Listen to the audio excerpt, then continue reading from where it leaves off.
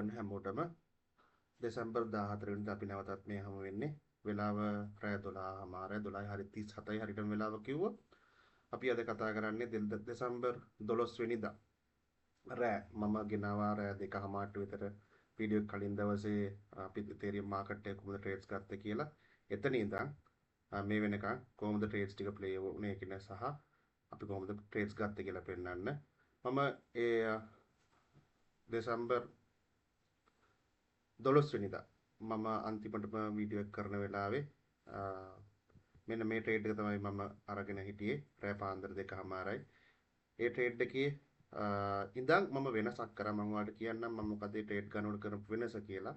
මම ගොඩක් දැක්කා මම මාකට් එකේ ට්‍රේඩ්ස් ගන්නකොට මම මේ ලෙවල්ස් වලදී විතරක් ටේක් ප්‍රොෆිට් ගන්න නිසා ගොඩක් මූව්ස් වලදී මට ගන්න තිබ්බ ට්‍රේඩ්ස් ඒ කියන්නේ හිතන්න මාකට් එක මෙන්න මේ මම මෙතන ඉඳන් එන්ටර් වුණා නම් මෙතන TP ෆස්ට් එක මෙතන TP2 එක මම TP2 එකට එනකන් හිටියොත් තමයි මම මේ ඉතුරු TP2 එකේ ප්‍රොෆිට් එකක් ගන්න. හැබැයි මාකට් එක මෙතනින් හැරුණොත් ආය මට මේ මූව් එකේ කිසිම ප්‍රොෆිට් එකක් ගන්න බැරි වෙනවා. අන්න ඒ නිසා මම මගේ මූව් එක ලිමිටඩ් කරා. මම RR එක 2.5ක් වෙනකන් විතරයි තවදුරටත් මම මෙතනින් ඉස්සරහට ට්‍රේඩ්ස් ගන්නෙ. එතකොට TP ටාගට්ස් දෙකයි තියෙන්නේ. එකක් ටෝටල් එක 2.5 RR එකක් 1.5 වෙනකොට ට්‍රේඩ් එකෙන් 75ක් ක්ලෝස් කරනවා. ඉතුරු 125ක් ක්ලෝස් කරනවා 2.5 R එකකින්. මම ට්‍රේඩ් කරන්නේ ඩොලර් 5000ක account එකකින්. එතකොට එක ට්‍රේඩ් එකකට මම normally risk කරන්නේ 3%ක්. එතකොට ඒ කියන්නේ ඩොලර් 150ක් තමයි මගේ stop loss එක.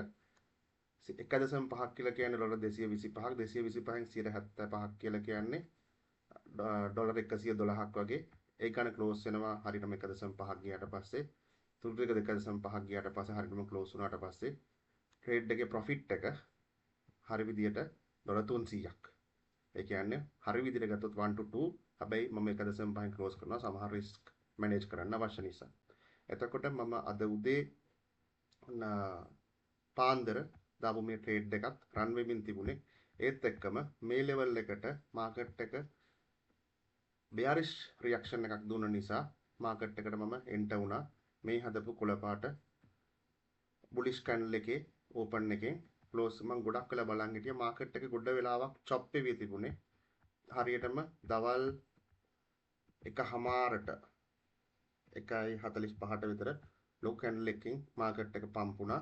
ඒත් එක්කම මේක loss trade එකක් විදියට close වුණා. මගේ SL එක hit වුණා. මම හැමදාම කියනවා වගේ ස්ටොප් ලොස් එකක් හිට වෙනවා කියන එක ප්‍රශ්නයක් කරගන්න ඕනේ නැහැ. ඒක තමන්ගේ ස්ට්‍රැටජි එක වැරදි කියලාවත් ස්ට්‍රැටජි ගිව් අප් කරනවත් හේතුවක් නෙවෙයි.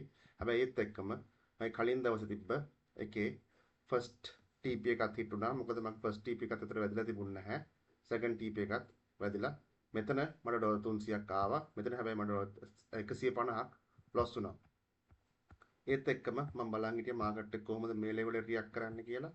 ලස්සන රියැක්ෂන් එකක් දුන්නා. ඒ රියැක්ෂන් එක ඇවිල්ලා මෙතනින් මාකට් එක ඩම්ප් වෙන මාකට් එකක් විදියට. හැබැයි මේ මාකට් එකේ මට එන්ට්‍රි ගන්න උනේ මෙන්න මෙතනින්. මේ එන්ට්‍රි ගන්න ඕන නිසා මම මාකට් එකේ ගිහින් බැලුවා 3 minute chart එකට. 3 minute chart එකේ මට පුළුවන් වුණා මෙන්න මේ කැන්ඩල් එකේ පල්ලෙහෙන් මාකට් එකේ ට්‍රේඩ් එක ගන්න. හැබැයි මේ ට්‍රේඩ් එකේ මම ෆස්ට් මගේ TP එක තියලා තිබ්බේ මෙන්න මේ හරිය. මම normally මම කලිනුත් කිව්වා මම තියන්නේ ෆස්ට් එක තියන්නේ 1.5. එතකොට මේ 1.5 හිට වෙන කලින් මාකට් එකේ සෙල් එක වැදුනා. ඒක නිසා මේකත් ස්ටොප් ලොස් හිට වුණ ලොස් ට්‍රේඩ් එකක්. ඊට පස්සේ මාකට් එක මම බලන් හිටියා මොකද්ද මේ ලෙවල් එකට ආයෙසරයක් කරන්නයි කියලා. මේ 5 minute chart එකේ හෝ 3 minute chart එකේ කිසිම ට්‍රේඩ් එකක් ගන්න බෑ හොඳ RR එකක් එක්ක. මෙතනදී මම ඒක නිසා ගියා 15 minute chart එකට. 15 minute chart එකේ ලස්සන break of structure එකක් ඔයාලට පේනවා. මේ එළියට හදවනු bullish candle එකේ opening එක close කරලා ඉවරලා ලස්සන bearish candle එකක් හැදුනා. ඒකත් එක්ක මම market එකේ එන්ට් වුණා. ඔයාලට පේනවා ලස්සන 2.5 RR trade එකක් run වුණා. ඒකත් එක්ක ඩොලර් 300ක් මට මෙතනදී හම්බුණා. මේ trade දෙකේ loss එක ඇත්තටම මේකෙන් recover වුණා. කලින් දවසේ trade එකේනොත් ඩොලර් 300ක් එහෙම් පිටිම හම්බුණා. ඒ කියන්නේ ඇත්තටම දවස් ඇතුළත මම ගත්ත ට්‍රේඩ් ටිකෙන් කීයක්වත් හම්බුනේවත් ලොස් වුනේවත් නැහැ. කලින් දවසේ ගත්ත ට්‍රේඩ් එක ක්ලෝස් උනේ දෙසැම්බර් 13 වෙනිදා, ඒ කියන්නේ සෙනසුරාදා දවස ඇතුළත. ඒකත් එක්ක මොන ඩොලර් 300ක් අප්. මේ විදිහට තමයි මම මාකට් එක රීඩ් කරන්නේ ලෙවල්ස් වලින්. ඔයාලත් කැමති නම් මාත් එක්ක මාකට් එක රීඩ් කරන්න මේ විදිහටම හෙටත් හවස හමු වෙමු තවත් වීඩියෝ එකකින්.